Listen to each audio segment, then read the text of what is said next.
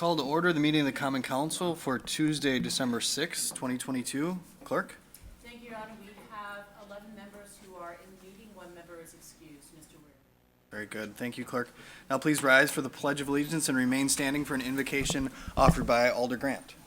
I pledge allegiance to the flag of the United States of America and to the republic for which it stands, one nation, under God, indivisible, with liberty and justice for all.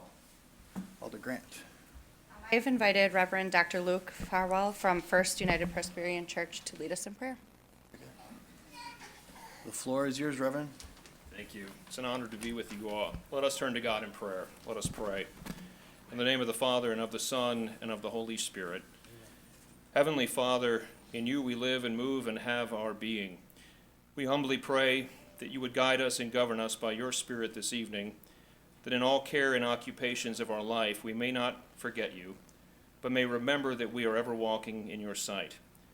This evening we offer our prayers for our city and for those who are charged with its care, whom you watch over. We pray for our leaders gathered here this evening, Jennifer, Jim, Bill G., Bill M., Craig, Steve, Randy, Chris, Brian, Mark, Melinda, and Jesse. Give them wisdom, forbearance, understanding, and compassion as they seek to work together for the common good and the prospering of our beloved city. May their work and the work of everyone gathered here this evening find favor in your eyes and with those whom they serve. May they know that we, the people whom they serve, look to them to exemplify the best qualities of servant leadership as they execute their duties on our behalf. In this season of Advent leading us to Christmas, we are reminded of the instructions given by the prophet Isaiah, in which he declared, "Prepare the way of the Lord, make straight in the desert a highway for our God." In this present time, we are aware of the great challenges leaders face and the needs that exist in our city, state, country, and world. Amidst the trials and tribulations of this present time, we take hope in the knowledge that you are with us now in this place and will return again to restore justice, righteousness, and peace throughout the nations. Until that time of restoration, we pray for our courage and steadfastness in your name in our duties and responsibilities as we resist the spirits of this age of lawlessness, injustice, deceitfulness, corruption, and violence. Give those gathered tonight the courage, strength, and integrity to persevere in the great task of rebuilding and renewing the communities and city that they call home, so that the seeds of desolation and discontent would be replaced by the fruits of those who seek to serve you with clean hands and a pure heart. So clothe us in your spirit, that we, reaching forth our hands in love, may bring honor to this city and glory to your name. In the name of the Father, and of the Son, and of the Holy Spirit. Amen. Thank you for joining us. Thanks for sharing those words. Thank you. All right, now we're on to approval of the minutes. Motion to approve. Motion has been made to approve the minutes from our last meeting by Alder Scannell and seconded by Alder Galvin. All in favor will signify by saying aye. Aye. Opposed, nay. Aye. The ayes have it, and those minutes are approved. On to the approval of the agenda. Make a motion to amend our agenda, Your Honor. Alder Scannell, go ahead. I'd like to move the Planning Commission O to just before the redevelopment, I believe that's K. Alder Scannell makes a motion to move the Planning Commission report, item O, in front of K. Is there a second for that? Is that okay? Seconded by Alder Galvin. Okay. Other discussion? All in favor signify by saying aye. Aye. Opposed, nay. The ayes have it. Entertain a motion to approve as amended. Motion to approve as amended. Motion has been made to approve the agenda as amended by Alder Scannell and seconded by Alder Stoyer. Discussion there? Seeing none, all in favor say aye. Aye. Opposed, nay. The ayes have it, and the agenda has been approved as amended. On to a report by the mayor. Just a few quick items here. One that has been attached for information for the council and for the community. We do have the 2023 committee and council schedule there. Not too many changes in comparison to how we've been doing things the last couple of years. A little bit of a break during the summer and some breaks around elections that we have coming up, but otherwise a pretty typical schedule. So any questions, feel free to consult with myself or with the clerk, but that's going to be what the schedule looks like for the coming year. Also, just a few other items. We do have a CP Center exhibit in the hallway. I don't know if all of you have had a chance to check that out, but please take a look. Invite the public in to take a look at that exhibit as well. It's called Quilted Together, and it has been prepared by clients at the CP Center. So it sends a really clear message of inclusion and acceptance for people of all abilities. Again, would encourage people to take a look at that after our meeting tonight. Also, we've got something called the Santa Cycle coming up. I don't know if Alder Morgan's familiar with this or not, but it should be a fun event over at Badger State this weekend, Saturday. They've been doing it for several years, and it is something that supports Children's Hospital of Wisconsin, so obviously a very good cause. I'll be out there, maybe not in full regalia, but be enjoying the sights and some time on a bicycle. So encourage people to check that out this weekend. And then finally, just wanted to thank this is an item that's on the Parks Committee agenda this evening. Want to thank the Baird Creek Preservation Foundation for the support that they are pledging to offer by raising some funds to support Triangle Hill and the snowmaking that we're attempting to do as a city. Obviously a really popular item among council here and popular in the community, so I want to thank them for their efforts. With that, we will move along to announcements from the council. Any announcements? Alder Steuer. Thank you, Your Honor. On Monday, from 6:30 to 8 o'clock over at the Green Bay Community Church in Howard, there will be a Big View team meeting of Circles Green Bay. I'm a member of that. And we will be having an open panel discussion dealing with mental health as it relates to music, art, and creativity. So we have folks from the ADRC, O'Connell Falls School District, the Ecumenical Partnership for Housing, Green Bay Public Arts Commission, UWGB, and some area musicians, but I'm inviting others that feel that this is an important item to stop in. We're going to collect data and then have a larger event in March, but it's dealing with mental health as it goes for art and music, and it's usually for folks that can't afford things, so that's it. Thank you. Very good. Thanks, Alder Steuer. Alder Johnson. Thank you, Mayor. As the Christmas season quickly approaches, I'm sure many of us will be doing some Christmas shopping. I just want to remind everybody to think about your small businesses, your small shops in our community. That funding typically stays in our community and recycles many times over. So whether you're talking about downtown, the Broadway, Military Avenue, University corridors, a lot of really great commercial districts in our community. So please think about small business owners this Christmas. Well said. Thanks, Alder. Any other announcements? Seeing none, we'll move along to appointments. Motion to approve. Motion has been made to approve our new appointments by Alder Scannell, seconded by Alder Galvin. Any discussion there? Seeing none, all in favor say aye. Aye. Opposed, nay. The ayes have it. Those new appointments are made. Reappointments. Motion to approve. Motion has been made to approve our reappointments by Alder Scannell, seconded by Alder Galvin. Discussion here. Seeing none, all in favor say aye. Aye. Opposed, nay. The ayes have it, and those reappointments are made. On to ordinance's second reading for adoption. Motion to suspend it for the rules. Alder Scannell makes a motion to suspend the rules, take these items up with one roll call vote. Is there a second for that? Seconded by Alder Johnson. All in favor signify by saying aye. Aye. Opposed, nay. The ayes have it, and the rules are suspended. Motion to adopt. Alder Scannell makes a motion to adopt these three ordinances rather. That was seconded by Alder Steuer. Discussion. We will use the board. Thank you. You may vote.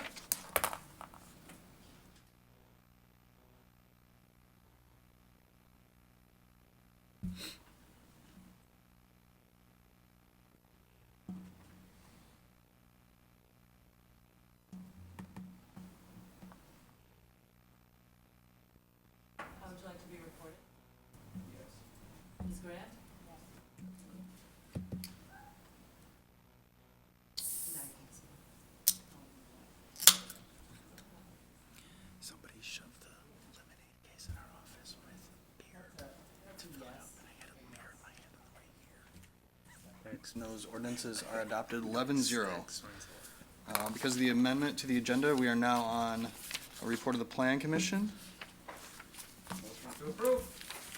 Motion to approve has been made by Alder Scannell. Is there a second? Seconded by Alder Galvin. Items here to be handled separately? 5. 5.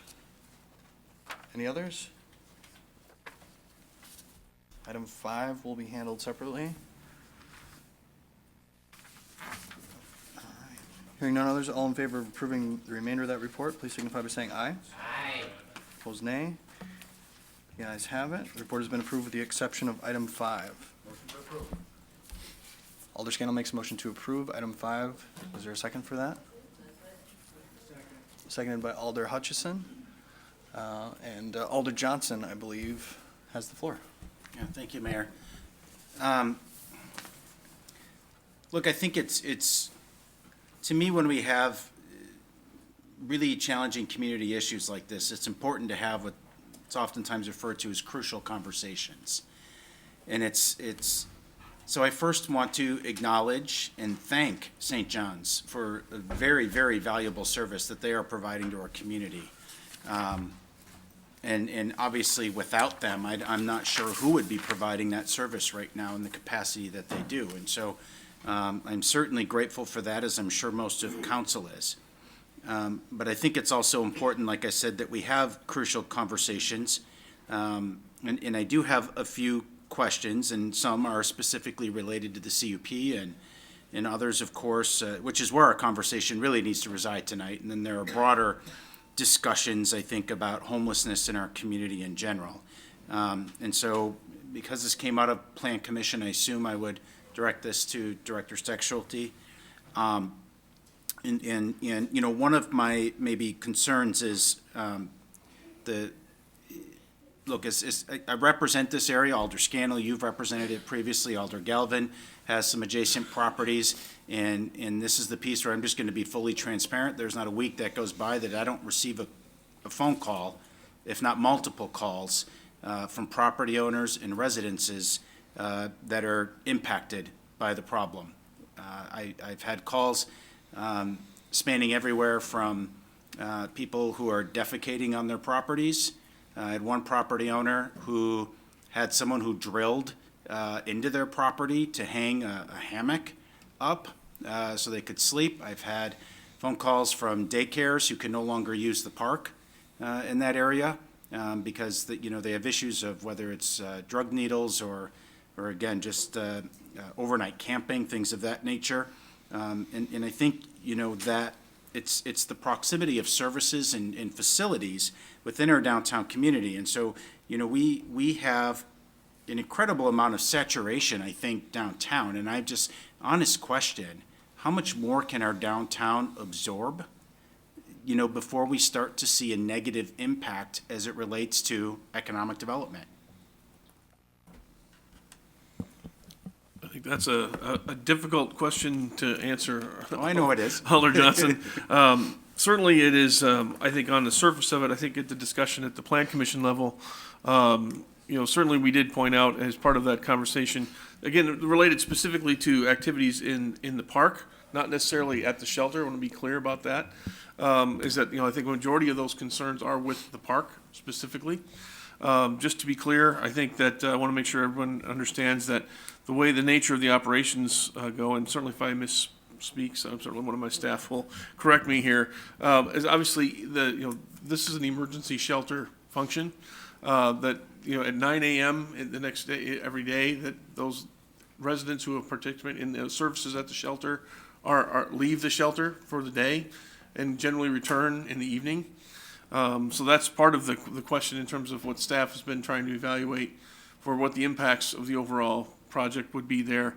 I think one thing we would certainly point out at the staff level is that we believe that based on data not only that we have as staff, but also that St. John's has shared and some of our other partners, the number of homeless that we are dealing with is going to be here one way or the other, certainly at this point in time.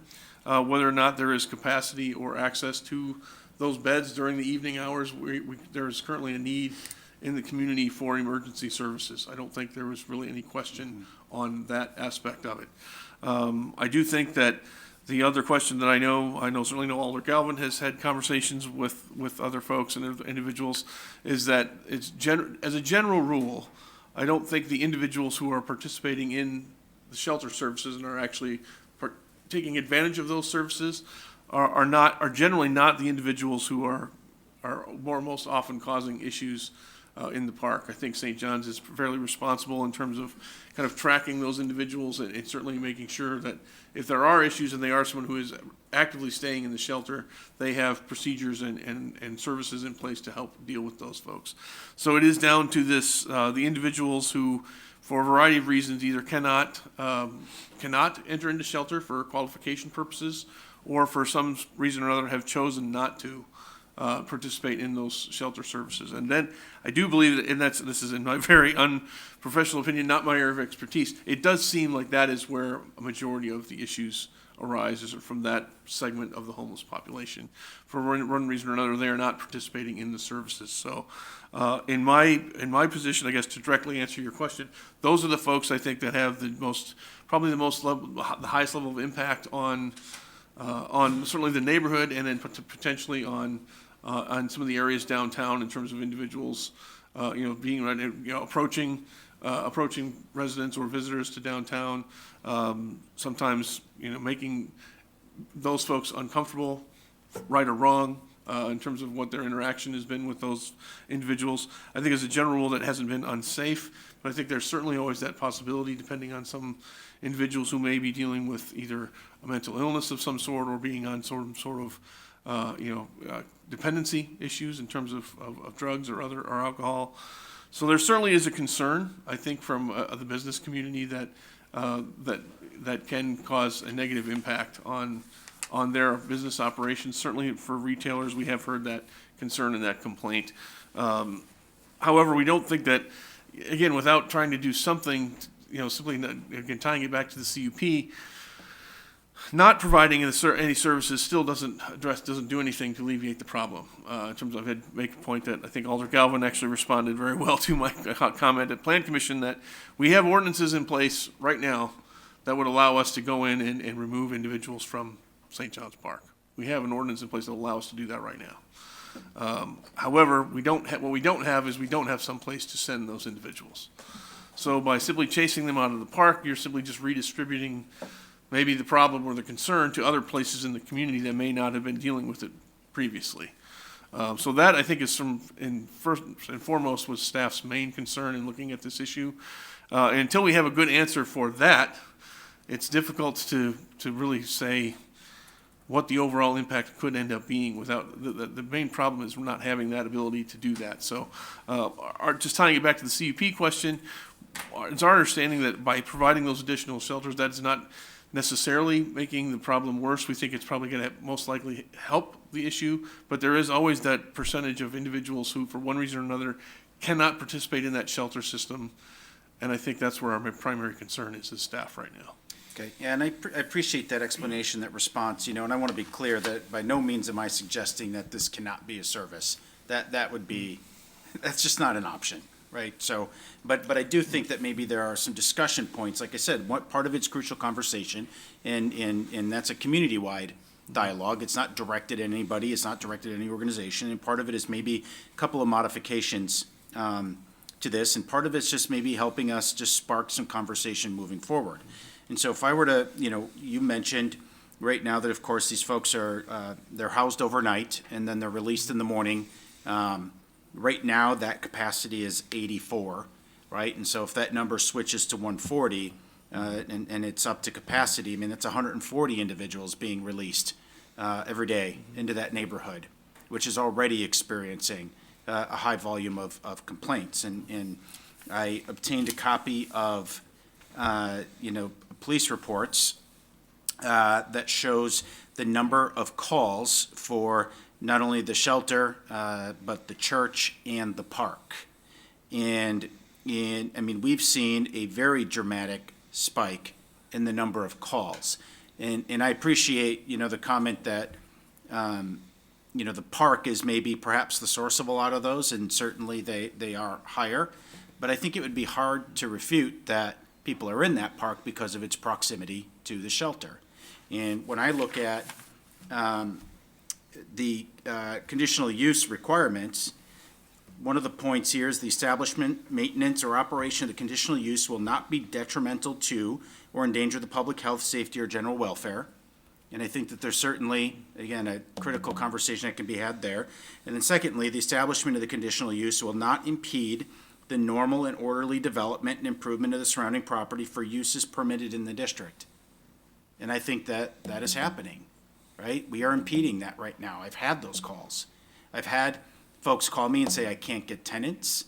I've had, individuals infringing on my property and we, the park is not accessible. So there is an issue there. And much like we had the conversation where we took away somebody's liquor license because of activity that was occurring off of their property but derived from their business, I think it's fair to suggest that this could be a similar conversation about accountability. And I'm not saying that St. John's needs to solve that problem on their own. In fact, I think that's an unfair burden for them to carry. But I am saying that we have to be partners in that, and I know that there are many partners trying to actively have this conversation. If I were to ask the question, Director Steckschulte, maybe you know this, maybe not, how many shelters or beds are there in the city of De Pere? I do not have that knowledge firsthand. I don't know if any of my staff Okay. has that at this point. Or the village of, let me just make the But point. It's the point. unlikely, if I was going to guess, Alder, I would probably say 0 or very close to 0. Okay, Village of Alloway, probably the same. Village of Schwabenham, the same. Village of Bellevue, the same. Do they have 0 homeless? Or individuals experiencing homelessness? And where do those individuals go? And the city of Green Bay is bearing the brunt of Brown County and probably some surrounding areas as well. And I think we have to have a very, very open conversation about how we can engage support from our other governing neighbors, whether it's our cities or villages or our county. And I know we brought that topic up here in the past. And so, again, I'm not blind to the immediate need that we have. But I'm not sure that I'm comfortable providing an indefinite CUP when the stated objective of our community is to end homelessness, but we're going to give an indefinite CUP to increase the number of beds. And I appreciate that the staff can, of course, kind of bring that conversation back, but we all know that bringing that conversation back is a lot different than having to have an annual review of accountability. And of course, having, and I mean this respectfully to you, Director Steckschulte, an appointed staff person versus elected accountability, I think are just two different conversations. And so right now, I believe the CUP is written so that it is every 5 years for the 84 beds. Is that correct? Under the current CUP, yes, I believe that's correct. Correct. Okay. So one amendment I think that I would like to offer up is related to the increase to the 140 beds. I would like to recommend that only be, I'm trying to think, because we go through April, right? But you're also recommending elimination of that criteria. Is that correct? At this point, yes, we figured if there's an opportunity for them to just do operations, we felt year-round was going to be, to give them the opportunity to do so. Okay.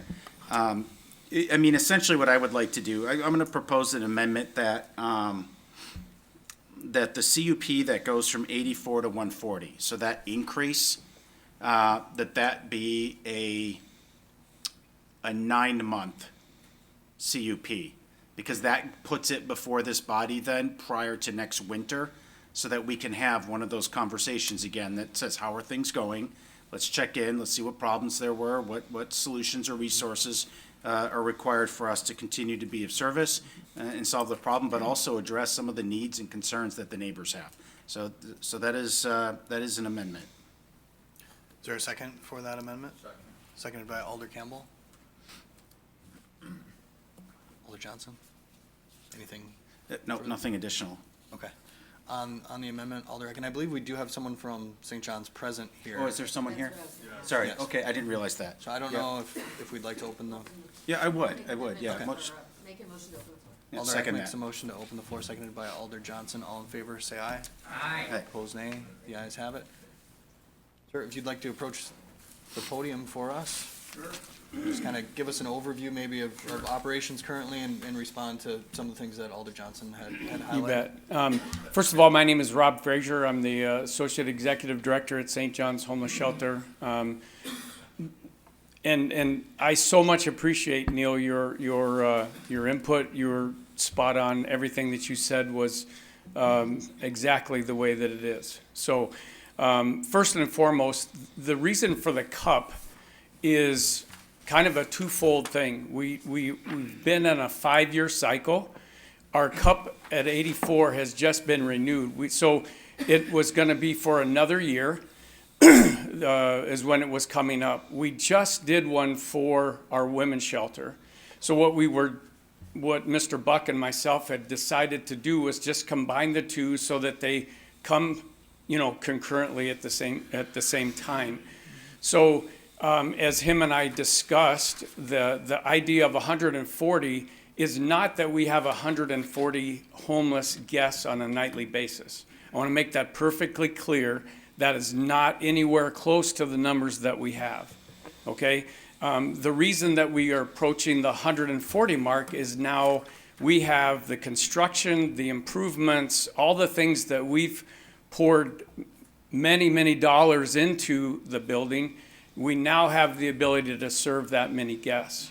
We, at no time, have approached that 140, even in the height of COVID or anything else where conditions were rough.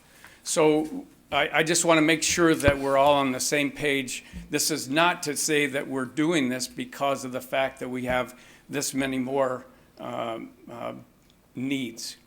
So with the fact that we now have the women's shelter, we've just added 55 beds strictly for women and their mental health and all the things that are associated with that, which eliminates the need and the pressures that we associate with at St. John's.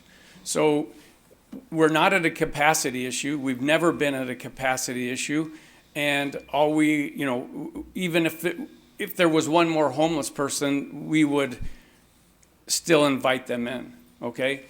So I just want to make sure that we're not talking about a capacity issue here tonight, okay? Very clear. If you'd like, I can share the numbers with what we've experienced. I track numbers every day. I have, women and men separate numbers. So if anybody is interested in knowing that, I'd be more than happy to share that. If you could, just kind of ballpark for us So right now. on a, currently on a nightly basis with the temperatures, I track temperature and I track count to just see if there's any correlation. And it's a new stat that I thought would be important for us to be able to track. And on a nightly basis, we're averaging around 56 men and 22 women. So that's a far cry from 140, where I think people are getting to believe that there's a capacity issue, and it's not. Mr. Frazier, could you Yes. maybe just explain the number of facilities that you have and the Sure. different roles that each facility plays for you? You bet. So we now have, we started with St. John's Homeless Shelter, where St. John's Church is. We had both men and women at that facility. I want to say there's a lot of history there. I'm going way back, way before my time, before I was born, 17 years ago. So I think that's the right number. And as we have progressed in knowledge and all that, COVID was an amazing time. I mean, if you think about our homeless population during COVID, that changed the landscape of the way that we think about homelessness. We separated the men and women for the first time there. We had 70,000 square feet at Bay Lake Bank that we had for our men's housing, and then we devoted the St. John's Shelter for our women. And what that did was it just totally illustrated to us the need to have separate facilities. There's so much more protection for the women, both mentally, physically, all of that, that we started to pursue this avenue for having 2 separate shelters. So that led us into the 700 East Walnut facility, where we converted the old Micah Center into the women's shelter that was just completed in June of this year. So this is the first month of operation at our women's shelter at 700 East Walnut. We did have a facility at Wellspring, which is on the east side of, or the west side of the river on Dousman. We since closed that, and we've combined the women's facility at 700 East Walnut. So we have Wellspring, the women's shelter, and the Micah Center at 612 Stewart Street, where the Micah Center is our daytime program and resource center for the men. So, Neil, as you talked about our guests leaving in the morning, they walk 2 blocks to the Micah Center. We do intakes there. They come in. We provide programming services, food, case management, obviously, on a daily basis for that population at that time. So we do everything that we can to keep them off the streets, and obviously the weather has a big factor in that, but that's what our daytime resources and programmings are for both the men and the women at the Micah Center and Wellspring. Great.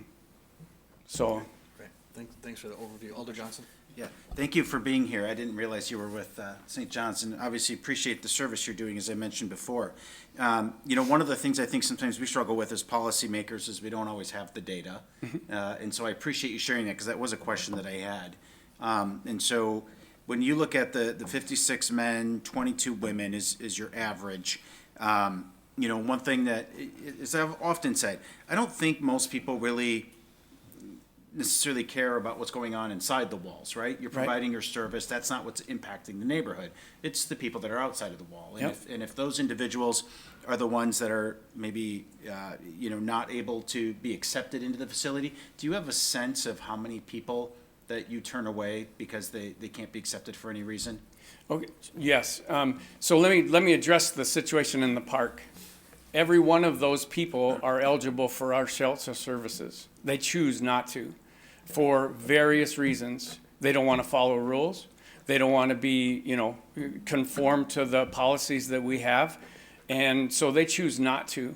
And I know of one specific individual that is severely mentally handicapped, and that person stayed with us all summer long in Summer Safe Sleep.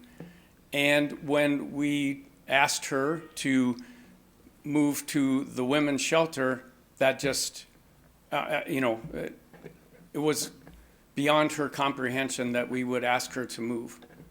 I can't explain it. The number of conversations that we've had is significant, but every one of those in the park choose not to. On a nightly basis, we don't have that many issues where, if somebody does something that's unsafe to themselves or to the rest of the guests, they'll be exited for a period of time depending on the severity. But I can say that right now we probably have 4 people on the do not trespass list. So in rough figures. Yeah. Those would be, people that we wouldn't want on the streets, to be honest with you. So, And what happens to those individuals? I don't know. We don't want them on property, we don't allow them on property, and if they are on property, then we call the police.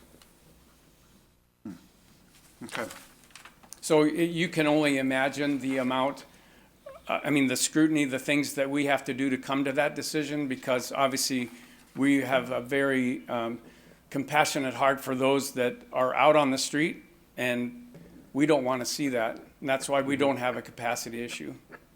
Okay, so right now you have, you go through the end of April, and then you have reduced or scaled back services. Can you explain to me Sure. the difference? Okay, so we have what's called Summer Safe Sleep, and basically that is a program that is, it is for our chronic homeless that you and everybody else in this room would not want out on the street. They're not safe for themselves, and they're not safe to the public, and so we bring them into the shelter. no services other than a place to sleep. No food, no, Tuesdays and stuff, we have services where, we call it Drop-In Tuesday, where we have people, volunteers, meals. They all come into St. John's and we have services for them all day. Okay. And you mentioned when individuals are released from St. John's the following day. Yes. That they're given the option to go to the Micah Center. And Wellspring? In Wellspring. How many of them actually do that versus something else? Well, a lot of them work. I mean, we have guests in shelter that work, so we have programs for those that work. We recognize them in sobriety rooms, individual beds. It's a different setup for them. So, of the 60 men that we have, we probably have 25 of them that work. So, any given day, we'll probably have 30 to 35 men at the Micah Center using the services for programming and things like that. So would it be an accurate assessment that most of the individuals that, again, when they're released the following day? Yes. Release is probably not the right word, but, so these individuals, they're not the ones going over to St. John's Park right now? Oh, no, Or no, elsewhere no, where they're no. kind of creating some of those neighborhood issues? I mean, no, these are homeless guests, but they're not derelicts. I mean, they're people that are trying to move forward, that value the services that we provide and come and seek that. So Okay. that's not like a gathering place for sure. Right, okay. Okay. I think that's all I've got right now. When I brought up the number of police calls, and I'm Yes. sure that those, are wide-ranging, but what are some of the more common concerns that might prompt police calls? Well, again, I would like to understand the time period for those calls. Those are general terms, we've got so many calls and, I would like to know what that was because as I've spoken to Lieutenant Allen and I keep a very close pulse on things that are going on with our guests. And again, summertime, all that, I'd like to know that definition of what that time period is and the numbers. But the feedback that I received is that with our staff presence, with the people in the park that are engaging the people, there may be more frequent calls because you have people there that are monitoring the situation. But the severity of the actions that are taken because of the calls are significantly less. So you have to kind of weigh out, do you have intervention before there's violence? Or, and you call somebody, or do you let the violence, continue on to the point where now it's really something that's a call for? So, a lot of calls or, a ton of calls or, those kind of things. I'd just like to have more data to understand what the severity is and those kind of things. Okay, just one final question, Mayor. So, really the nature of the request, I mean, if you're housing an average, again, of 56 men. Mm-hmm. Of course, the women moved over to the shelter, the new shelter. Mm-hmm. So you've seen, I would presume then, a reduction in the number of people you're housing at St. John's? Oh, yeah. Because previously it was combined. combined, right? Yes. So really, and again, I just understanding the purpose of asking for this CUP is because you have the capacity. Yes. And so you're just trying to create a new baseline that allows you to Yeah, accept it. exactly. I mean, we spend an awful lot of money to improve the facilities and the things that determine your capacity is showers, toilets, believe it or not. And so we've added tremendous amount of showers and toilets. So now we have the ability to serve 140, whereas before we did that construction and the cup was done 5 years ago, we didn't have that. So those are the improvements that we've made to the building to justify the new cup. Okay. Okay, I appreciate that. It just helps us, I think, all of us probably frame this issue a little differently. Thanks, Alder. Alder Ack and then Alder Scannell. Thank you, Mr. Fraser, for what you, Just oh, one sorry. second, Alder. If you could just state your address for us, I forgot to ask. It's 1694 Jackson Hole Court, and that's in Howard, 54313. Thank you, sir. Derek, go ahead, sorry about that. Okay, no problem.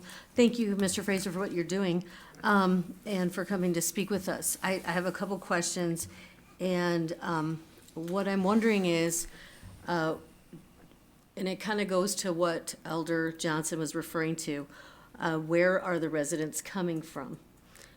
Do you have a way of tracking that so that we know how many are from Green Bay and how many are from Alloway, Ashwaubenon, Howard, the various surrounding areas? So when we do an intake on a nightly basis, one of the things that we try to determine is where was that person last night? Okay, because that gives us a whole new frame of reference as to what we might be dealing with. So I spent last night in jail, or I spent last night on the couch of my best friend. So what we try to do then is to place that person back into that situation for if they're able to do that, because that makes the most sense, you know, from an intake standpoint.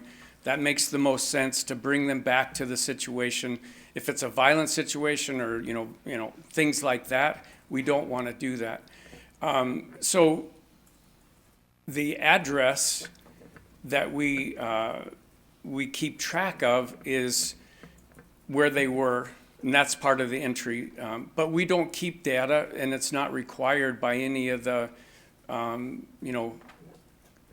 continuation of care and all those things that go into our HMIS system to determine where they're coming from. And I wanted to make that, Mr. Wary, I'm not sure if he's here tonight or not, but that was a question that he's been asking me about. We don't track where that is, and I don't even know if it's legal to ask that, to be honest with you.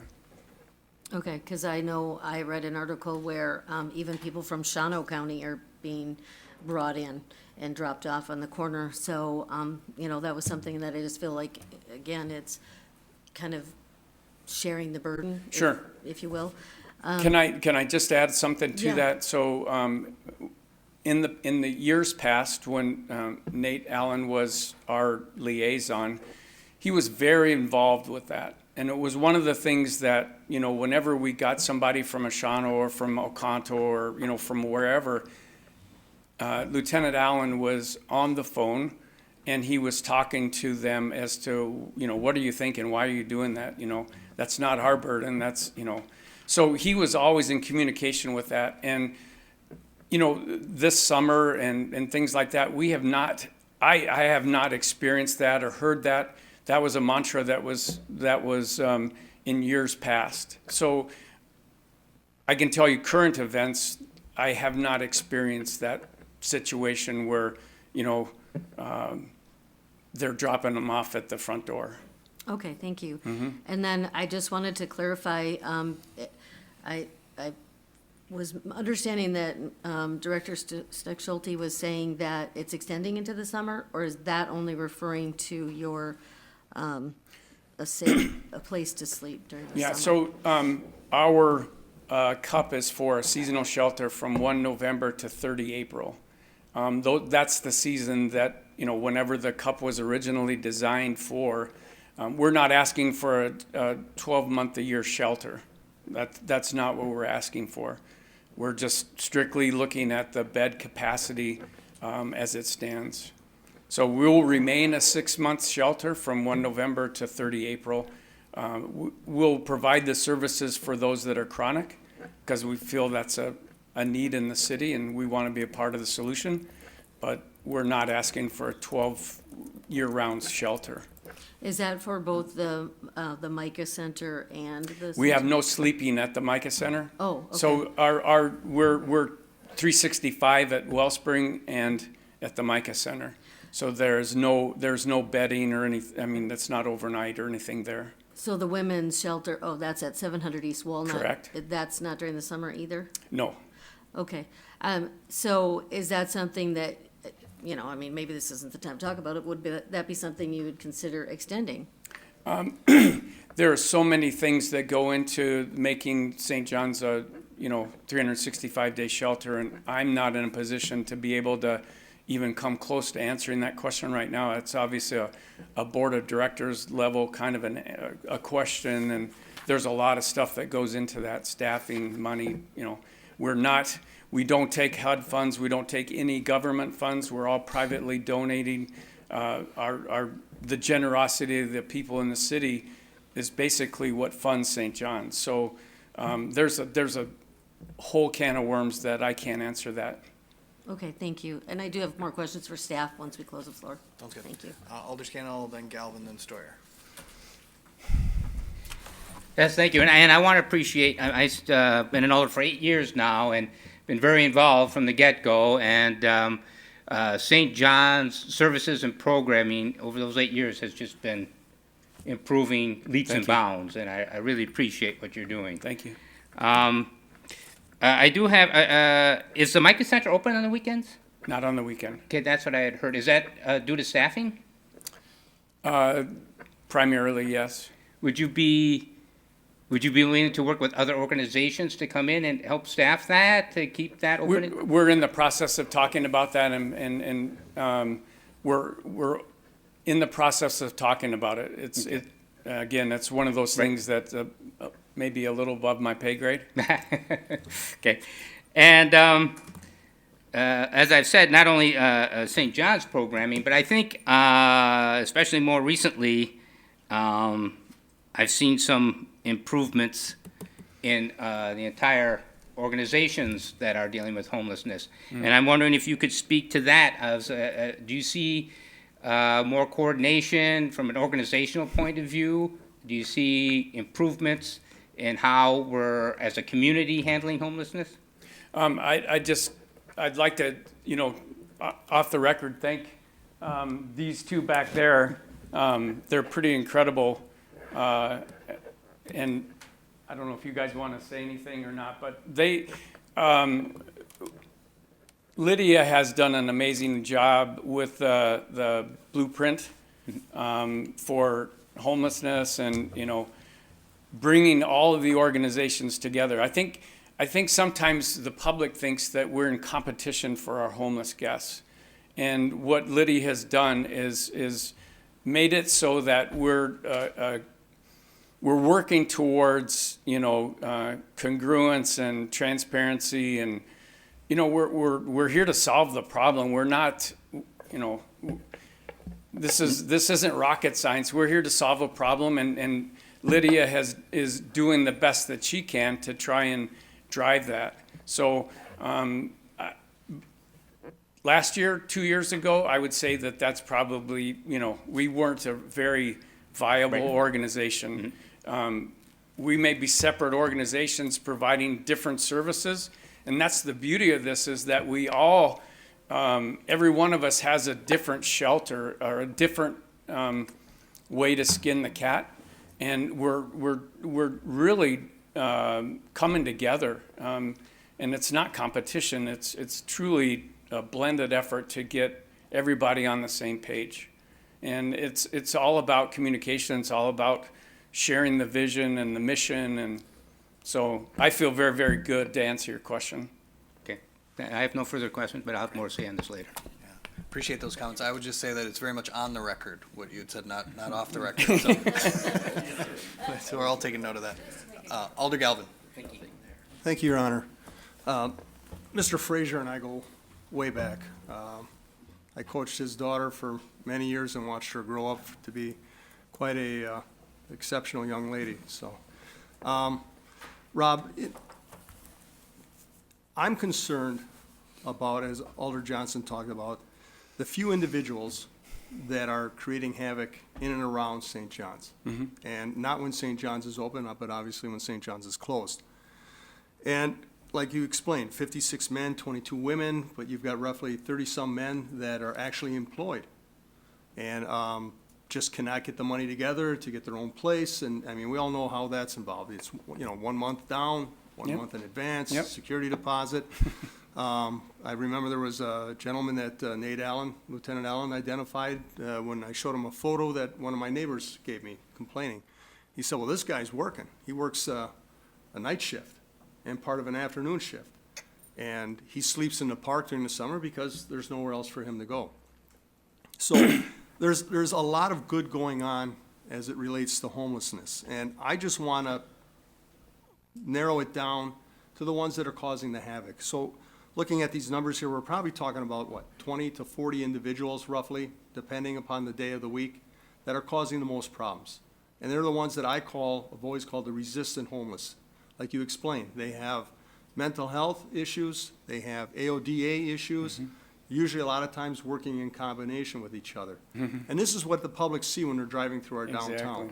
okay? They don't see the thousands of other homeless people that are working their butts off so that they are no longer homeless. And this is where everyone draws the conclusions from about the homeless problem. And as Alder Johnson said before, we did have a presentation done, I think it was, what, a year ago, roughly? An NGO, and I can't remember the name of it right now, came in, they were talking about how they're raising money and everything else. And I think our NGOs are doing a fantastic job. Like you've talked, you've even improved it now where they're all working together to try and recognize everyone's strengths and weaknesses and to do an even better job of trying to help the homeless.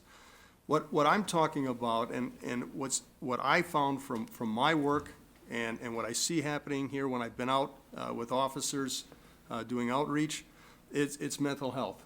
It's alcohol, it's drug addiction. And I know that there are some services being provided, but that's not Green Bay. Green Bay doesn't have an ability to provide that. We provide police, fire, rescue, those kind of things, park department. But the party responsible for that is our Brown County government, Health and Human Services.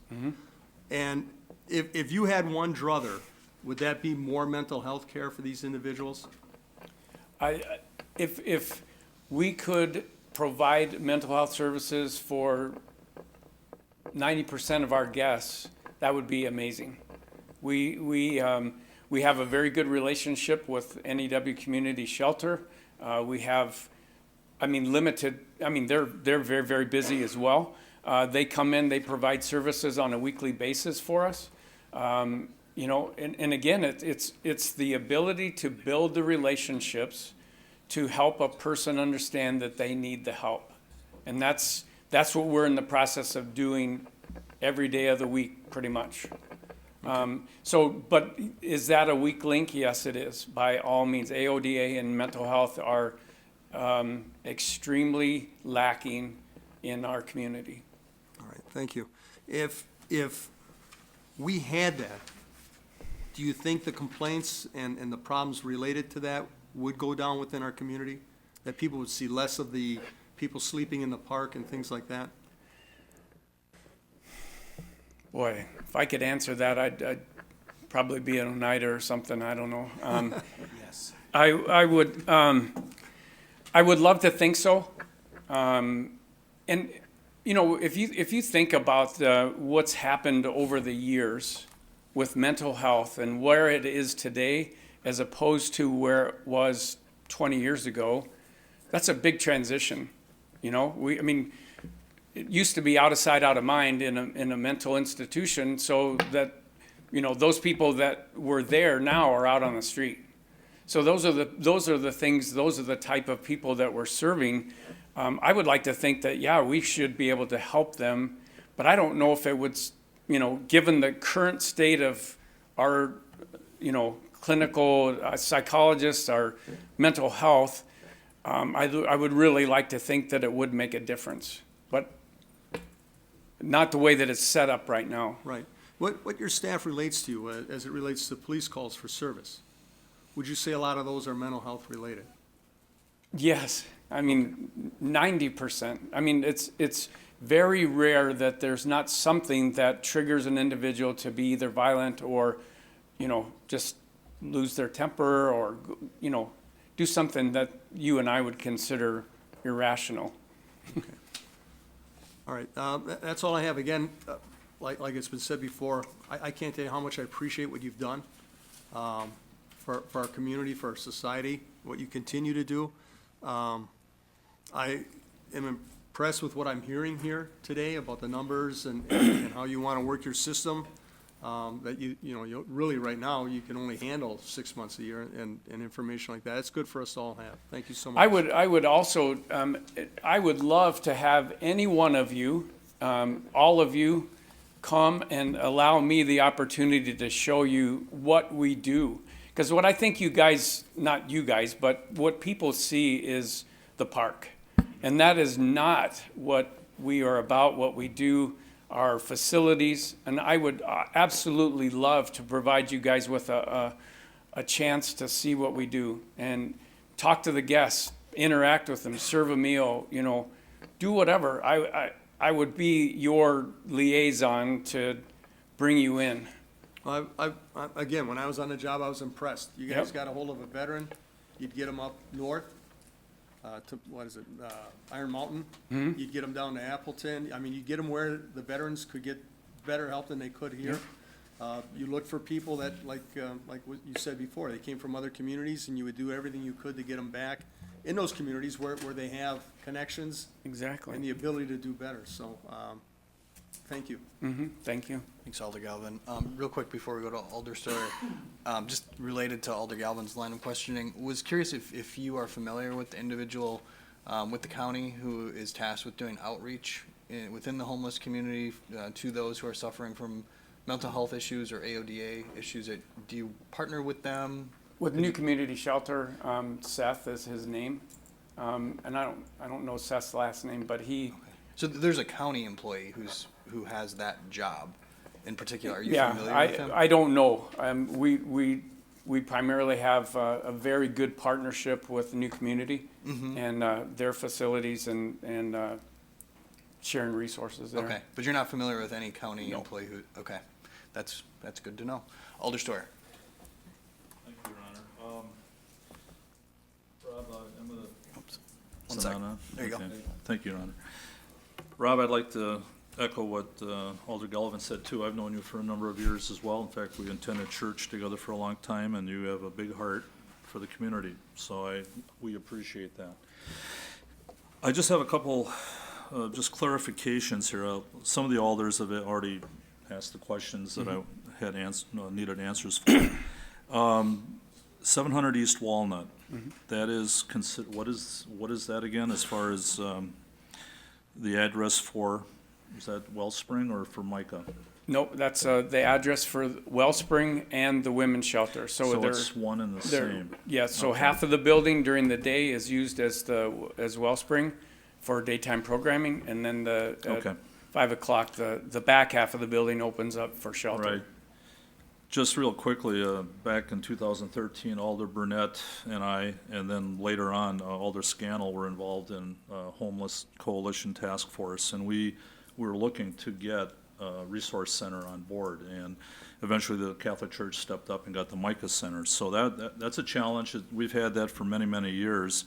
I think that you helped answer a question. I mean, a lot of folks are saying 140. Wow, that's a lot, but I appreciate you clarifying that, that it's to build up to that point possibly, but not necessarily use it. I know we're just talking about the cup right now, and maybe after the floor is closed, I can have some of those comments as well, but again, I appreciate the efforts that you've done.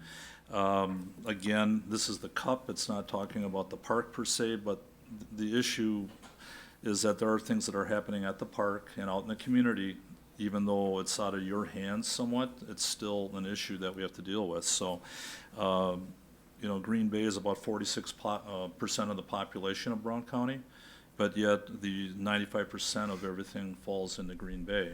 And so that's something we definitely have to talk about. But again, thank you. You're welcome. Thanks, Alder. Alder Scannell for a second time. Just one question. Sure. The amendment was to amend the cup to 9 months. I'm just wondering if you have any thoughts on that. It really doesn't, I mean, it's no factor either way, whether it's 6 months, 9 months, 12 months, whatever. It makes no difference, really. Okay, thank you. Any other comments or questions while we have the floor open? Seeing none? All right. Motion to close the floor? Motion has been made to close the floor by Alder Johnson, seconded by Alder Scannell. All in favor, say aye. Aye. Opposed, nay. The ayes have it. The floor is closed. Thanks again, Mr. Frazier, for your commentary tonight and all the work that you and St. John's Ministries do. You guys are more than welcome. I would personally love to show you around. Perfect. Alder Johnson? Yeah, Mayor, I'm gonna reposition this after having this conversation. This was really helpful, so thank you. I'm gonna make a motion to withdraw my amendment. Alder Johnson makes a motion to withdraw his amendment, seconded by Alder Scannell. All in favor, say aye. Aye. Opposed, nay. The ayes have it. Amendment's withdrawn. Alder Johnson? Yep, and then I'm gonna substitute it with a different amendment. I'm gonna move to amend to add to the CUP a condition that St. John's provide a report before the Protection and Policy Committee before June 30th of each year. Okay. Is there a second for that motion? Yeah, and I'll explain that. Alder then. Johnson Yeah. makes a motion, seconded by Alder Campbell. You can continue. Yeah, and the reason I'm suggesting that is because I go back again to the comment I made before. It's one thing for staff to kind of know what's going on with this. It's another thing for us as policymakers who have constituents that we report to, to be a part of that process. And the reason I'm suggesting reporting to the protection policy is because it gives us that annual tickler, that reminder, for one, to be updated on the scope of the problem within our community, and then secondly, for us to have a conversation for how we can contribute to solutions. But then it also doesn't let this kind of fly under the radar indefinitely without having any elected official input into that discussion. So I think it allows it to be a much more productive dialogue without having to tie it to, a new CUP application every single year. Okay. And just so I'm understanding, and others maybe are understanding too, you're suggesting protection and policy because you're not actually opening up the CUP on a regular basis? That is correct. Okay. Yep, so the CUP would, the way my amendment's worded is that the CUP, as it's recommended by staff, I'm not changing that, other than just to add a new condition that they report to protection and policy once a year. Okay. Very good. There was an amendment and a second. Comments on that, Alder Scannell? Yeah, I oppose it. I think it's a great idea to have a report, but not from St. John's. They're one provider. I don't want to just pick one horse out of the race here. I want the whole race. And I don't think we can tie it to this cup. So maybe it's going to need another communication, but a report to the protection policy from, say, the new coordinator position of the entire, of all the organizations, that would be more beneficial than just having one entity, one service provider, give us a report. So I don't want to just single out St. John's here. I don't think that's productive or maybe even appropriate. I think it's a great idea, but I think it needs to be the broader picture. So, thank you. Thanks, Alder. Maybe just a quick question for either Attorney Bungert or Director Steck-Schulte. Is there any issue with including this as a condition, just under state law, or how all that is written? I don't believe there would be. I mean, certainly that's been a condition. I think the reporting requirement has been required in the past. So I don't know if Attorney Bungert has a different opinion of that, but I believe it should be. I mean, it'd be nice to give enough direction. So in terms of exactly what is expected of the report and to give some parameters would probably be most beneficial. But I don't know if Attorney Bungert has any other information there. Yes, I think the only other concern would be, the difficulty with that would be to ensure that this type of condition is then uniformly applied against all organizations, to ensure we're not creating a disparate treatment between one type of organization over a different type of organization. So on its face, it's not inappropriate, but it could potentially be problematic if it's not being uniformly applied across the board. Okay. Just Just one sec, Alder Johnson. Director Steck-Schulte. Just a quick, I think, certainly in regards to the condition about requiring the software and tracking information is kind of meant to specifically address that exact issue so that there is information that is, generally being added to these conditional use permits, that same level of consistent data is being added and reported on a consistent basis. So just to Attorney Bungert's point, that is kind of one of the reasonings behind adding that specific reporting condition, is to ensure that we are getting comprehensive and consistent data reports from these operators. Okay, good point. Alder Johnson, just on on the commentary from Attorney Bunger? Yeah, I mean, we have other, you know, CUP contingencies on here that aren't necessarily uniformly applied, like the requirement to meet with the neighborhood association or I mean, there's just a few other things on here. Now, that said, I mean, right now, the cup is what's open and up for debate, and so I think it is an appropriate motion, but I also appreciate the point that you're making too, Alder Scannell, and I don't want to, you know, be close-eared to that. So let me think for a second on how to frame that, because I know Alder Galvin has a comment too. Great. And as Alder Scannell sort of suggested, that could be an additional communication. You know, the city, in partnership with the Community Foundation, is funding Blueprint implementation. So it would be absolutely reasonable to get regular updates from that entity. Alder Galvin. Thank you, Your Honor. And good points by Alder Scannell, good points by Alder Johnson, but what are we talking about? We're talking about not every individual at St. John's here. We're talking about the resistant individuals that suffer from mental health and AODA problems. This is what we need to be laser focused on. I think all of us agree the other shelters and organizations are all doing a bang-up job. Could they get more help? Absolutely. Would they do more good if they could? Yes. But we're talking about St. John's. Okay, if we're talking about a specific bar with a specific problem emanating from it, that's what we focus on. We don't make all the other bars give us reports. And that's why I'm kind of hesitant to try and rope them all into it, because I know every time you say, I want a report somewhere, someone's going, oh, crap, you know? And I get that. But as to getting the report, I think that's a good idea, because everything we do should be pretty much data-driven. You know, are there people with mental health problems? Yes or no? Okay, if yes, where? How many? What kind of problems? Are they being treated or not?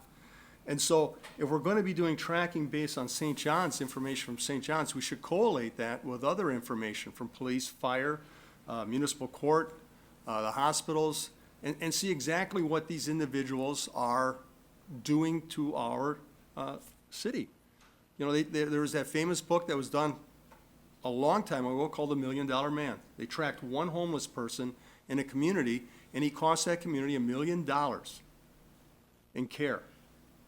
And so they said, well, if we took this $1 million and applied it to him in a regimented system, we could get his problems taken care of for far less.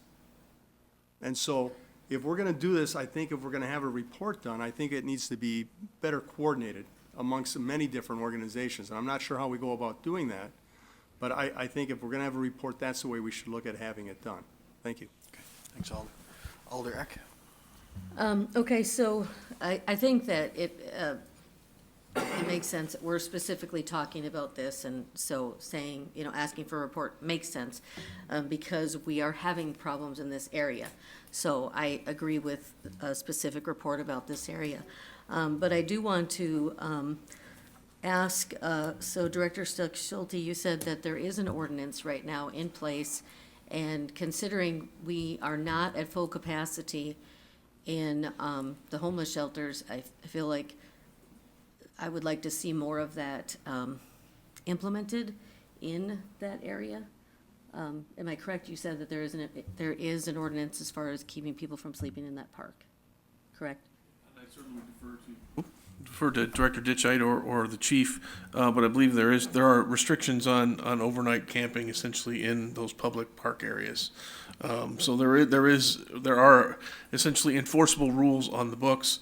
I think the concern, certainly from the staff level, is that by simply, if it's just enforcing that rule, and if you end up just kind of chasing those individuals out without giving them a specific destination or additional resources, you're simply just moving the problem, and now instead of focusing on one area of concentrations, now you've got 5 areas where other individuals may travel to or be out in the community. Again, you may actually be making the problem worse if you don't do it strategically, in terms of now where there's one area where there's certainly some disturbances or conflicts. Now that there are multiple areas, they've been pushed to other areas downtown, or there've been other concerns.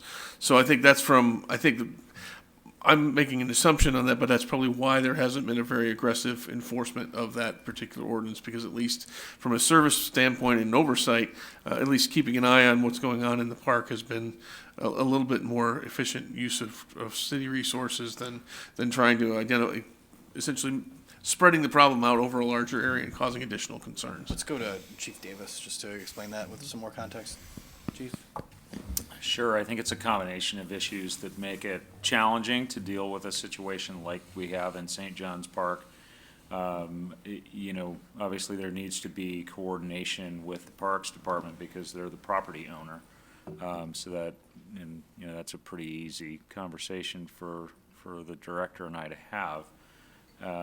But it's easier to take enforcement action on antisocial behavior, especially involving a complainant.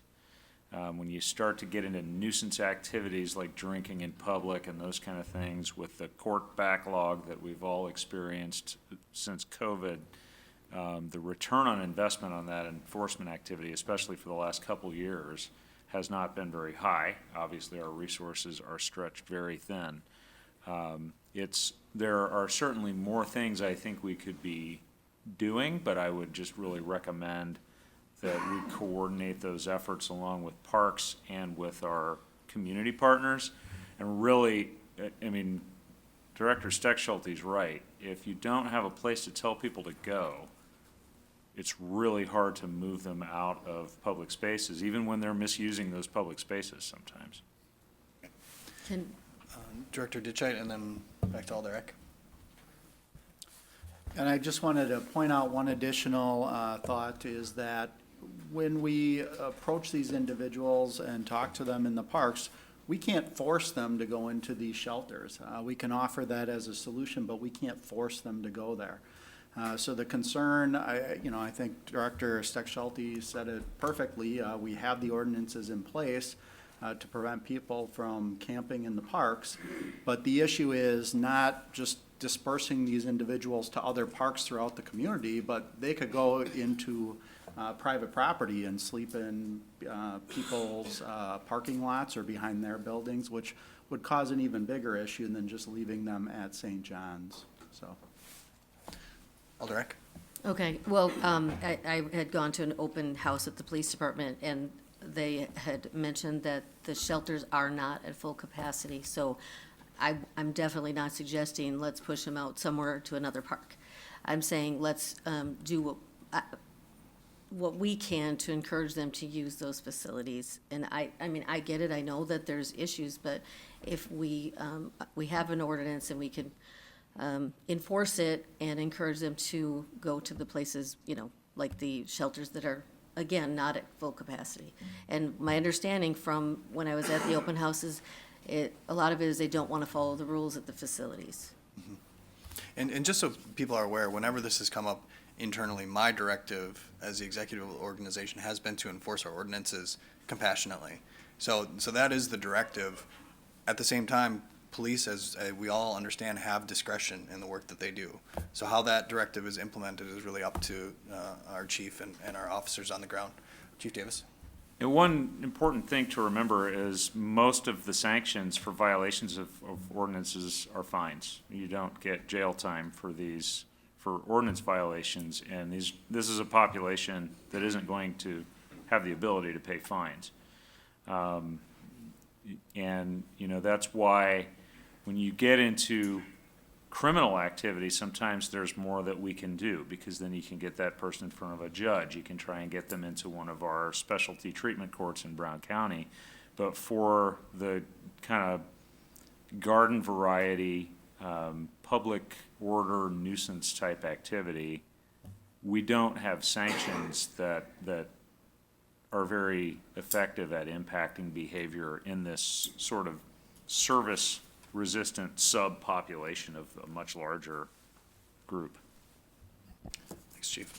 And just to remind people, we are focused on the CUP, so let's zero in on the amendment we have on the floor and dispense with it and move forward. Alder Steuer. Thank you, Your Honor. Just to clarify, I know that Attorney Bungert mentioned something too, and I know Alder Scannell and Alder Johnson brought it up. Could you just refresh on that as far as where we're at? as far as what that. What's the question? Well, the question was the report, having a report, and whether it's of just St. John's or generally throughout the community. Where are we at with that right now? As far as, was there an amendment or? Yes, Alder Johnson offered that amendment. Okay, so that's still on the books. All right. Just one other point, I know we're talking about homelessness, in districts 4, 7, and 9, the brunt of it's there. In my District 10, we have it as well, and it's all over, it's along the West Side Trail, it's north of Velp. So I'm not, I know we're talking about the cup here, but it's a bigger issue. It's a bigger issue that we need to talk about with the county and some of the surrounding communities, and I'll be very happy to be part of that discussion. Thank you. Right. Thanks, Alder. So we have Alder Johnson's amendment to offer for a third time? Yep. It addresses points made, and it's about the cup. Okay, Alder's comments are restricted to two times per item. 2 times. This is 2.5. Okay. I'm Quick, piggybacking. let's go. Okay, yes. Points raised, that we should have a report from St. John's because there's problems in the area, but the problems in the area are not from the people St. John's is servicing, so they will not be in St. John's report. I kind of feel like we're scapegoating St. John's, asking them to report on their operations when we know the problem doesn't have to do with St. John's.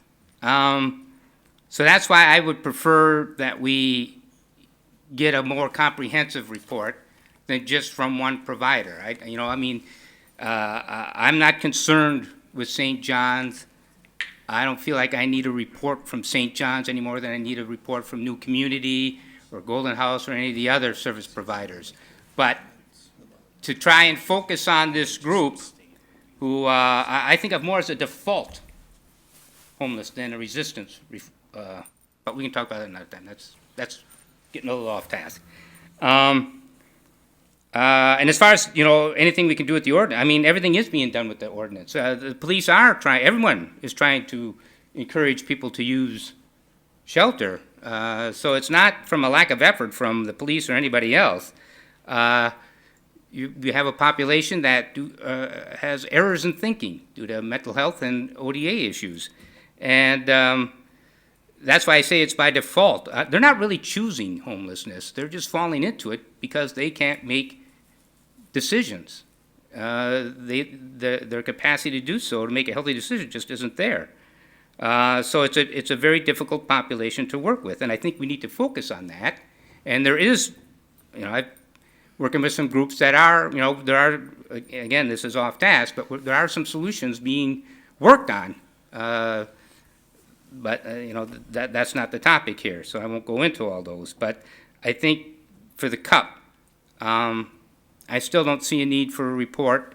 I understand what people are trying to do. I don't think a report does anything productive except for give more work for St. John's.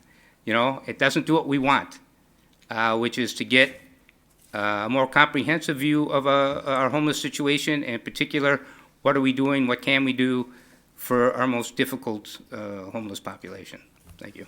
Okay, thanks, Alder. So we have an amendment and a second. This is to require St. John's to offer a report to the Protection and Policy Committee by, was it June 30th?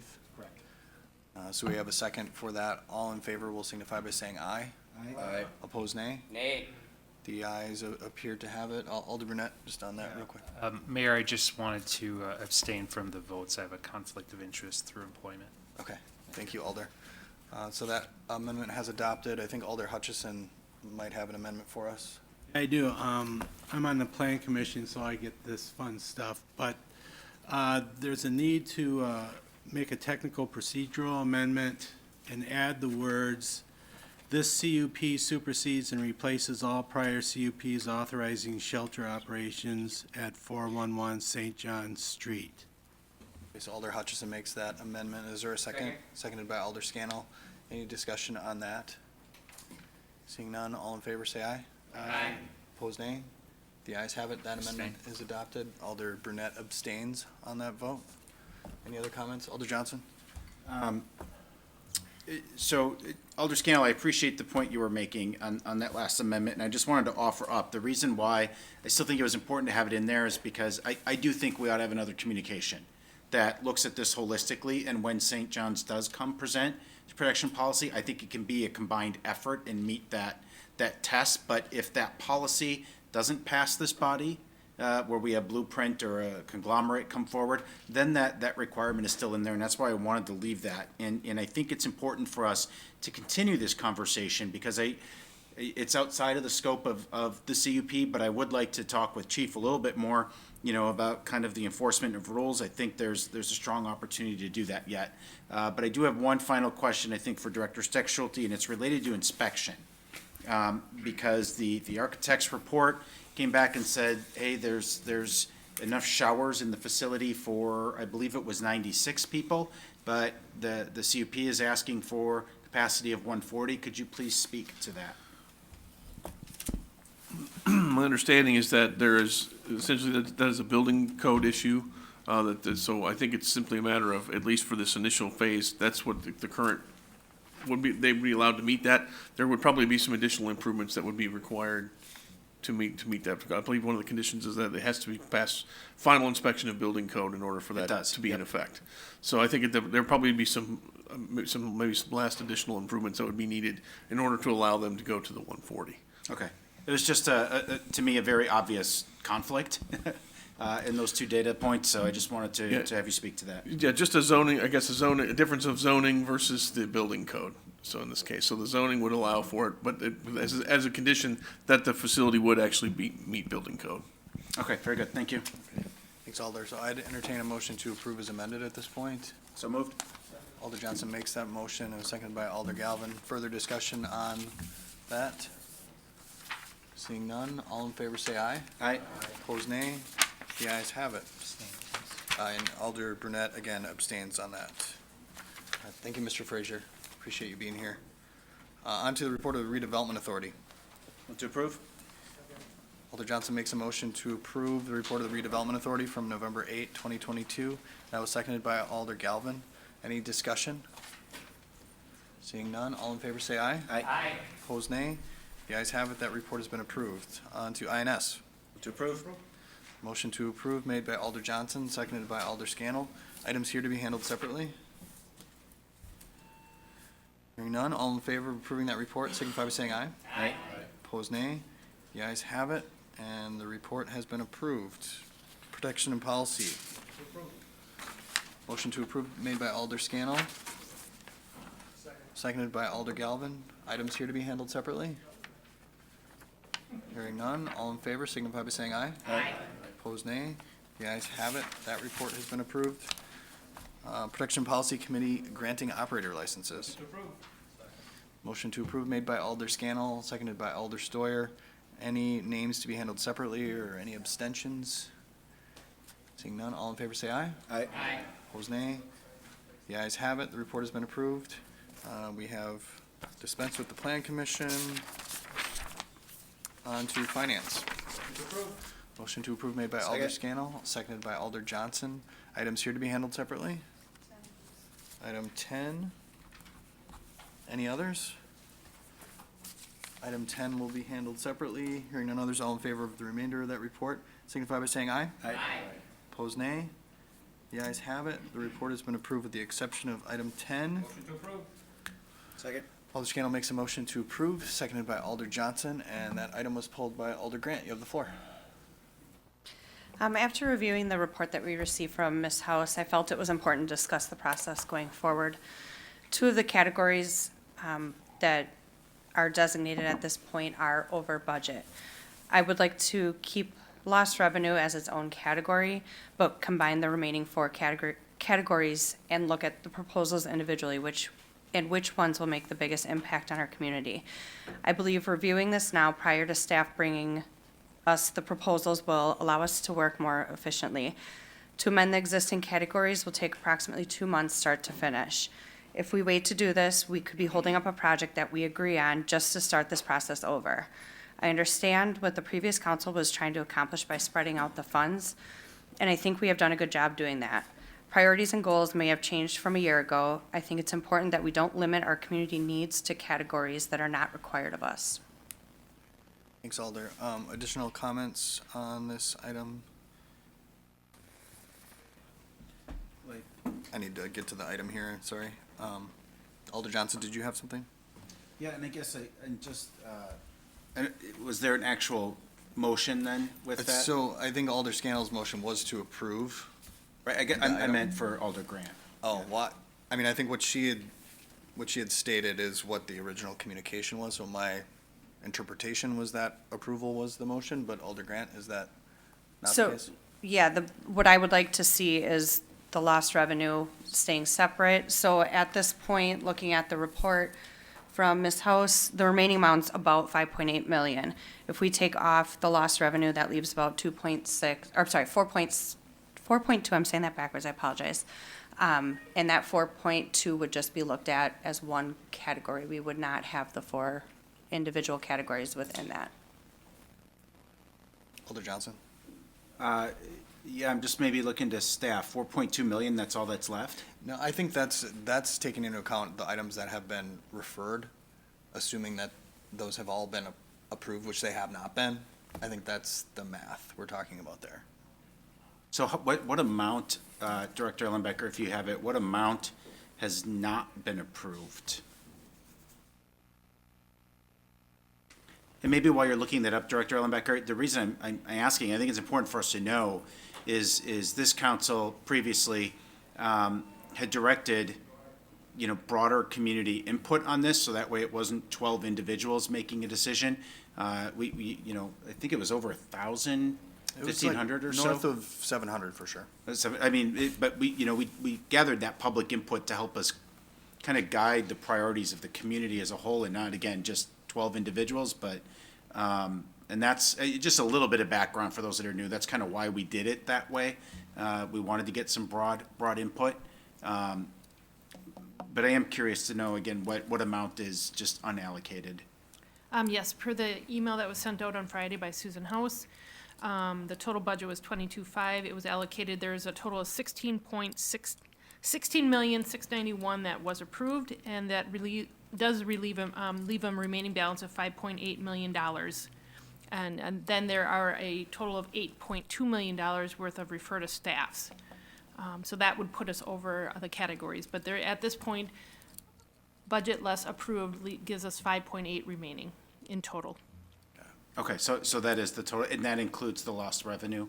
That includes the lost revenue, and the other comment that she made is we also, that is now taken in, has taken into consideration anything that we have in the 2023 budget, that was $790,000 that was approved in the 2023 budget, and then the adjustment for the school referendum, the 1.3 million has now been added back into the balances.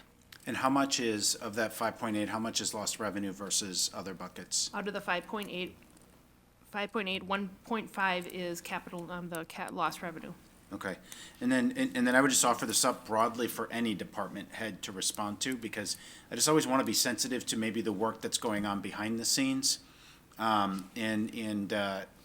created those categories, and I don't know if there are department heads that are, planning proposals or anticipate proposals within their bucket and kind of expecting that funding. Could we just, anybody who wants to speak to that, if it impacts you?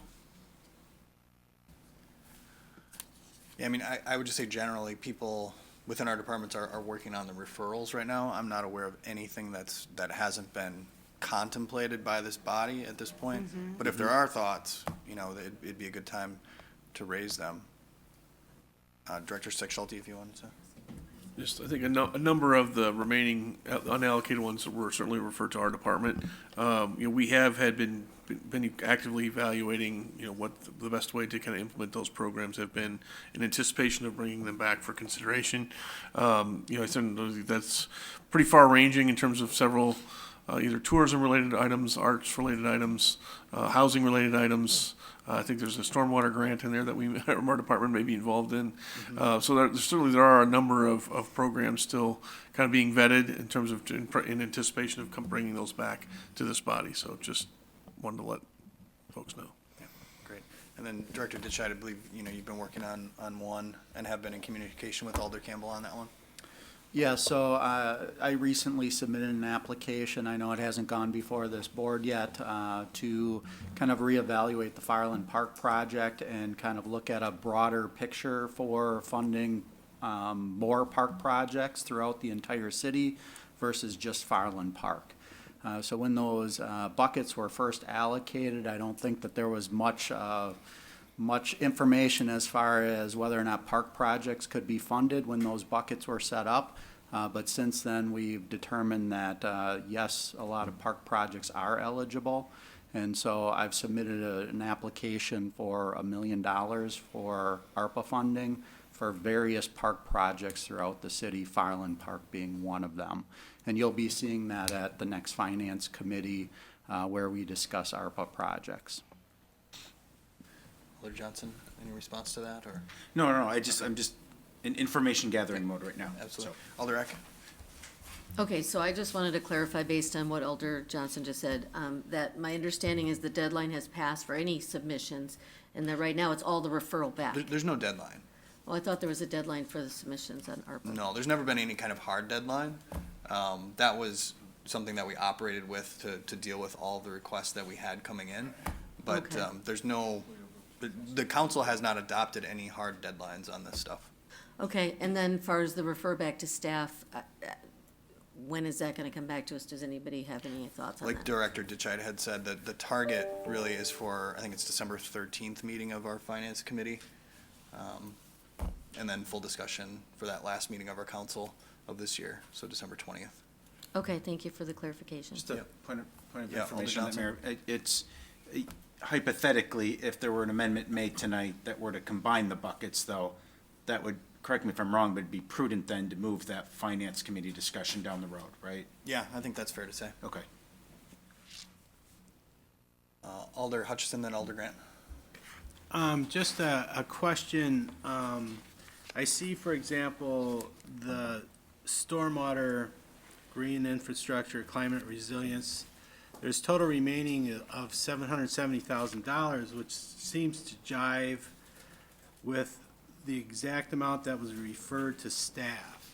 So is the total remaining, is the refer to staff in that total remaining? I mean, because we've referred a lot to staff.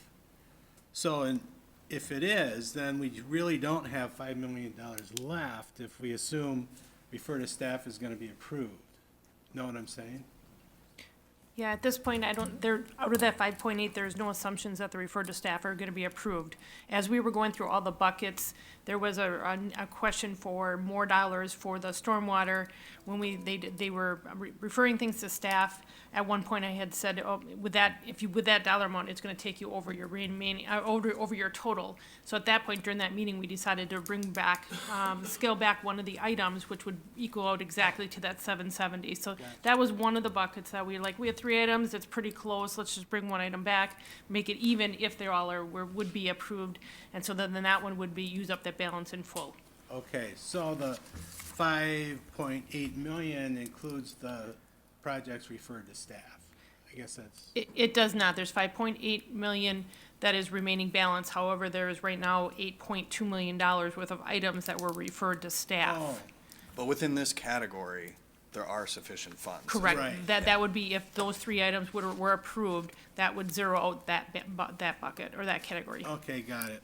Thank you. Yep. Thank you. Alder Grant. And that's kind of a point that I was making with this conversation now is we are over budgeted by $2.4 million. So what if there is a project in crime prevention that's $10,000 over budget? We're gonna spend 2 months amending this just to approve a piece of equipment, let's say. So my point is that efficient? Is that how we wanna operate the last $5 million? So it's, like I said, I put this communication in November. If this gets approved, it will then go back to, refer to staff to write it up. It will go back to the committee and back to council to be finalized. So that is about a 2-month span that we would potentially be starting over should a project come forward that we all agree on that doesn't have funds left in its category. Again, this category was not required of us, and I get the idea of the survey. Again, I think sometimes though, again, priorities shift.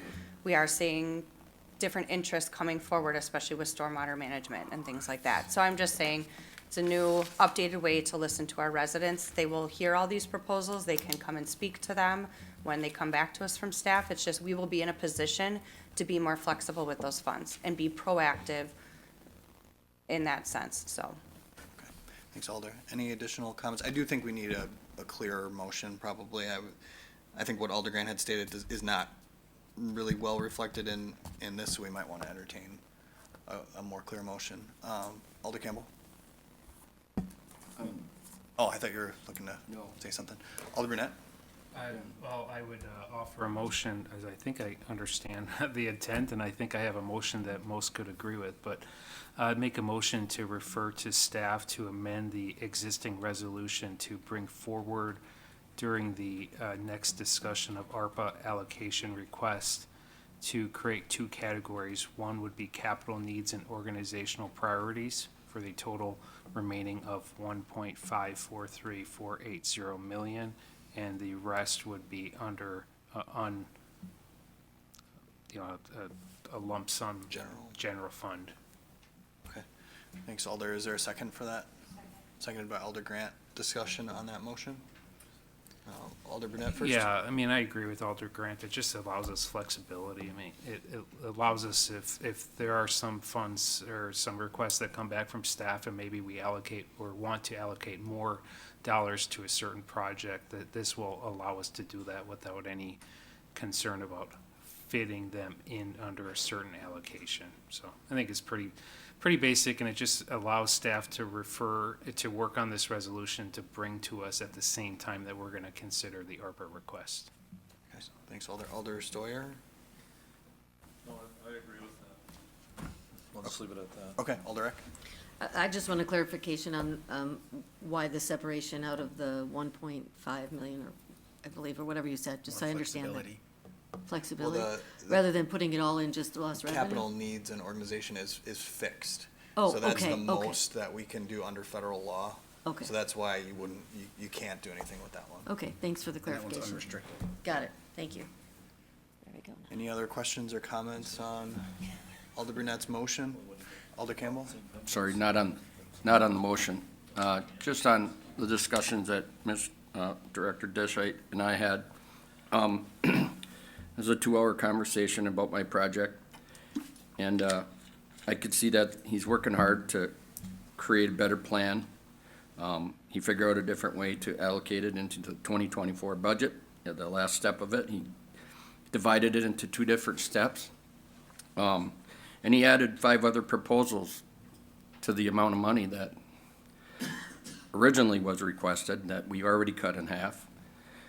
And he figured out a way to dissolve it into other projects that are needed around the city that addresses a lot of problems. So I don't know, when this comes forward to next week at the Finance Committee. I just want to tell everyone, from my conversations with the Parks Department, I think if that's going on everywhere, I commend them for really working with it and trying to really stretch it out, because I think they're doing a good job that way. So I think, not to scare everyone, but there's a little bit for the whole town in there, and addresses some of the city stuff in there too. So I want to thank him for that, and just give everyone I think we're all trying to get to that same spot, and if that was a sign of really cutting the pie up in pieces, there'll be enough to go around.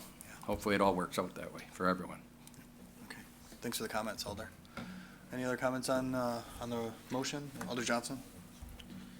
Yeah, I just, broadly speaking, I don't really have any opposition to it, but one of the things that I don't want to lose sight of are the buckets, because those were identified and created for a reason, because they all deserve equal attention within our community, because the pandemic, remember this funding is tied back to the pandemic, right? So it's meant to be, the pandemic impacted all parts of our economy, all parts of our community in different ways. And so I just want to make sure that as, we continue to, it makes sense to me, right? When you start getting these smaller amounts, it's a lot harder to make nimble decisions. So I can appreciate the intent and why, from a procedural perspective, it takes a little bit of time, but I just want to make sure, that it's not like, oh, we're just going to take all of it and dump it into one thing, and that we are still being very sensitive to all of the needs within our community, and I trust we'll do that.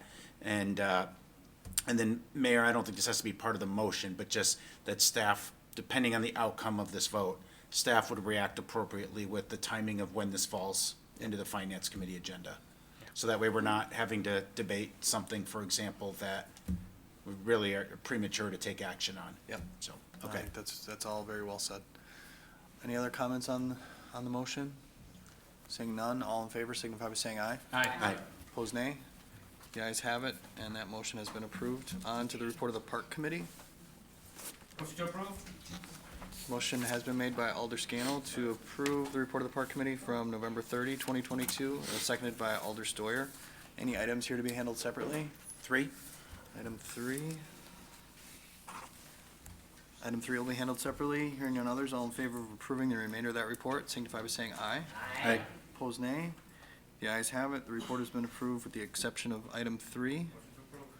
Motion to approve made by Alder Scannell, Second. seconded by Alder Johnson. It was pulled by Alder Johnson. You have the floor. Yeah, thank you, Mayor. I just want to thank Director Dinchite as well as the members of the Parks Committee about your really thoughtful discussion around this item. I think it was good for us to, pump the brakes a little bit and understand what our options were. And I think the engineering report, came back and gave us some options and really put some context to what it would cost for us to deploy replacement. I don't think at this point there's really any disagreement about the conclusion of the engineering study, as sad and unfortunate as it is, because obviously I would have loved to have found a way to preserve that pier in its current condition.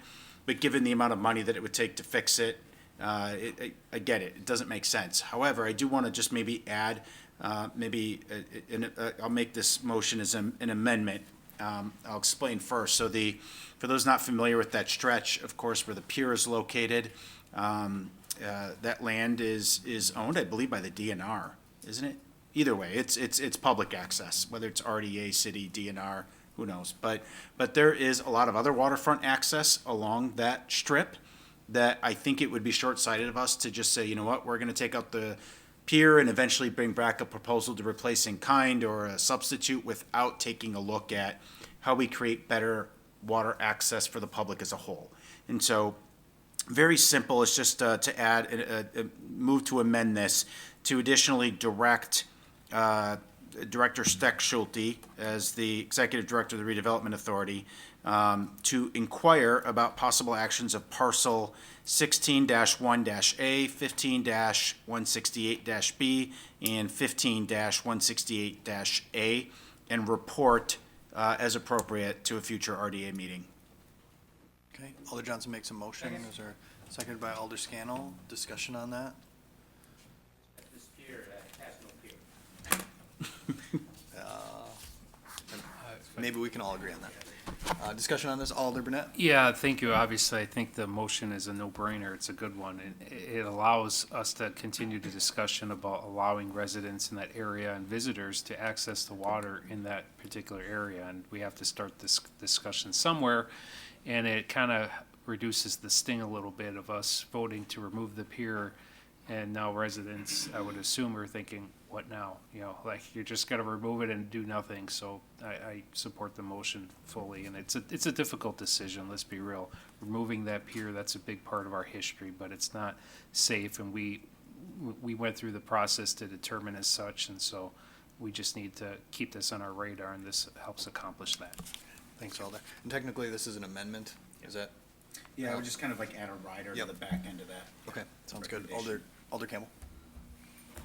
In my conversation with Dan, I compared the pier project to the Fireland Park project. I don't want to see it last 16 years and end up getting pushed down the road, and so that did come up, so I'm just commenting on that follow-up there. Yep, okay. Thank you, Alder. Any other comments on the amendment? Seeing none, all in favor signify by saying aye. Aye. Opposed, nay. The ayes have it. The amendment has been adopted. Motion to approve the amendment. Second. Alder Johnson makes a motion to approve this item as amended, seconded by Alder Scannell. Any discussion? Hearing none, all in favor say aye. Aye. Opposed, nay. The ayes have it. Item has been approved. On to the report of the Personnel Committee. Move to approve. Second. Motion to approve made by Alder Scannell, seconded by Alder Johnson. Items here to be handled separately. Hearing none, all in favor, say aye. Aye. Opposed, nay. The ayes have it, and that report has been approved. TB&P, Motion to approve. Second. Alder Scannell makes a motion to approve the report of the Traffic, Bicycle, and Pedestrian Commission. That was seconded by Alder Johnson. Any discussion? or items to be held separately? Seeing none, all in favor say aye. Aye. Opposed, nay. The ayes have it. That report has been approved. Economic Development Authority. Motion to approve. Second. Alder Scannell makes a motion to approve the report of the Economic Development Authority. That was seconded by Alder Johnson. Any discussion? Seeing none, all in favor say aye. Aye. Opposed, nay. The ayes have it. That report has been approved. We have a few informational items, a building report for October 2022, municipal court report for October 2022, and the building report for November 2022. Just making a note for council there and the public.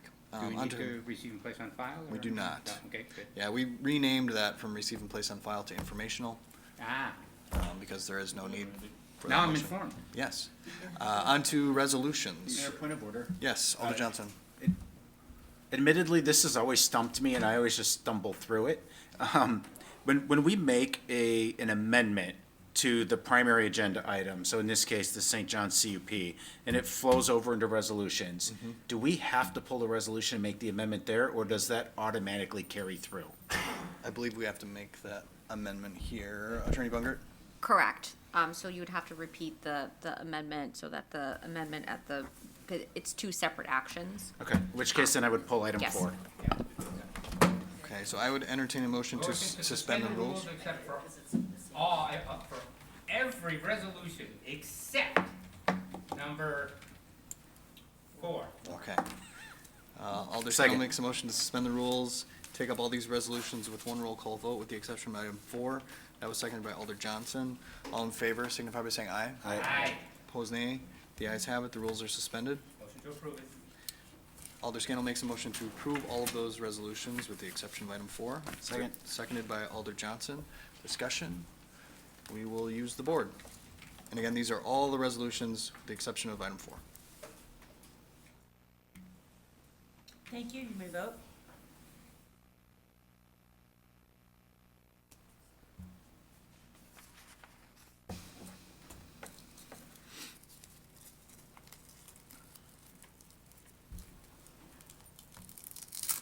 And those resolutions are approved unanimously. On to resolution 4. Move to approve as was amended in the primary agenda item? Alder Is that- Johnson. Is that an acceptable motion? I believe so. Alder Johnson makes a motion to approve this resolution as the item was amended earlier on in our meeting. That was seconded by Alder Galvin. Any discussion? Seeing none, we will use the board.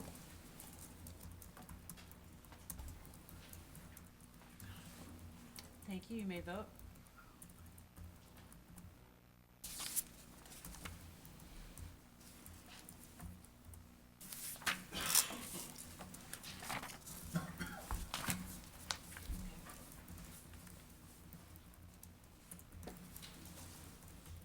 Oops, that's not it. And that resolution has been approved 10-0 with one abstention. On to ordinances first reading. He tried.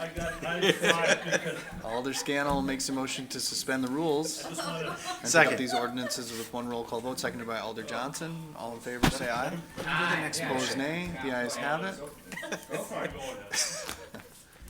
Come on, Mark. Motion to advance? Second. Motion to advance has been made by Alder Stoyer, seconded by Attaboy. Alder Johnson. All in favor, say aye. Aye. Opposed, nay. And those ordinances have been advanced to a second and final reading. Petitions and communications. Adjournment. Motion to adjourn it. Motion to adjourn made by Alder Scannell, seconded by Alder Johnson. All in favor, say aye. Aye. Opposed, nay. The ayes have it. We are adjourned. Thanks, everyone.